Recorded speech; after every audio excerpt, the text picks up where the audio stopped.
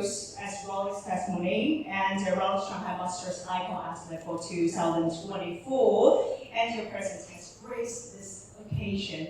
Well, today we look forward a special and engaging evening with you. So let's dive in. We'd like to spend a few minutes to talk about your partnership with the brand, your tennis journey, and your feelings about coming back to Shanghai. Are you ready to go? I am super ready. Well, let's start. You have visited Shanghai many times, and you have a deep connection with the city. Now that you have returned for the Rolex Shanghai Master, have you noticed any changes or things that remain the same?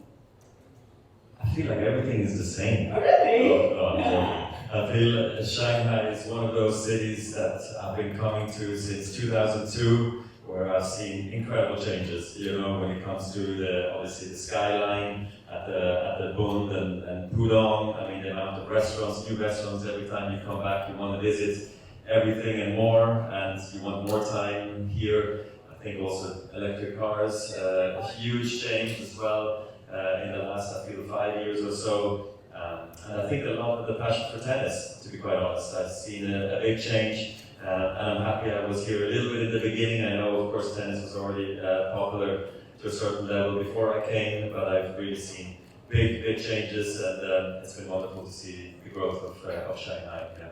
Thank you for your points. Throughout your career, you have played against many of the greatest players in history, and the competition between you all has contributed to the golden era of the sport. Do you see any similarities and differences between yourself and these outstanding players? I mean, you would think that we have a lot of similarities.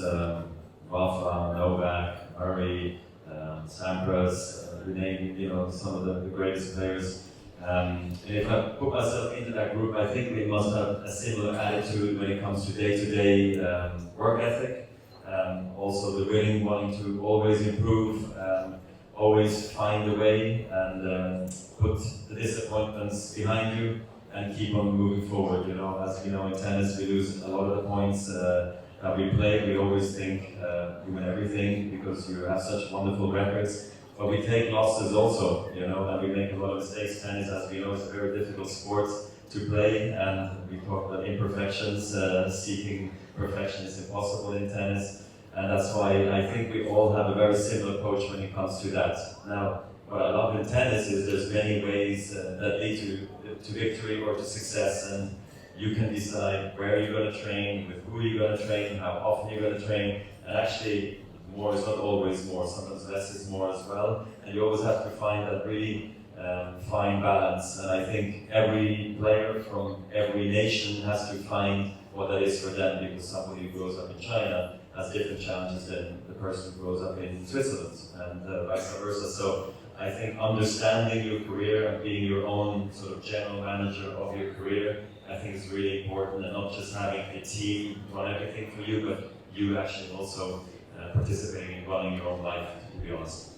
Thank you for sharing. Well, since you mentioned Rafael, but before yesterday, Rafael announced the retirement. So, how do you feel about that? Look, I feel sad, but I feel happy because I feel it's a moment of celebration for Rafa, and not a moment to be sad because he had the most incredible career. I mean, he will go down as maybe the greatest tennis player ever, or top 2, 3, 4, it doesn't matter, to be honest. And when you retire, you're much more relaxed about it. You like the life. Yes, and he has so much to look forward to. He's got a wonderful family, wonderful academy as well in Mallorca, for those who haven't been to visit it there. It's great, and he's done so much for the game of tennis, so you can be forever proud, and I'm really happy I had all the matches that I had against him, and I'm happy to be his friend.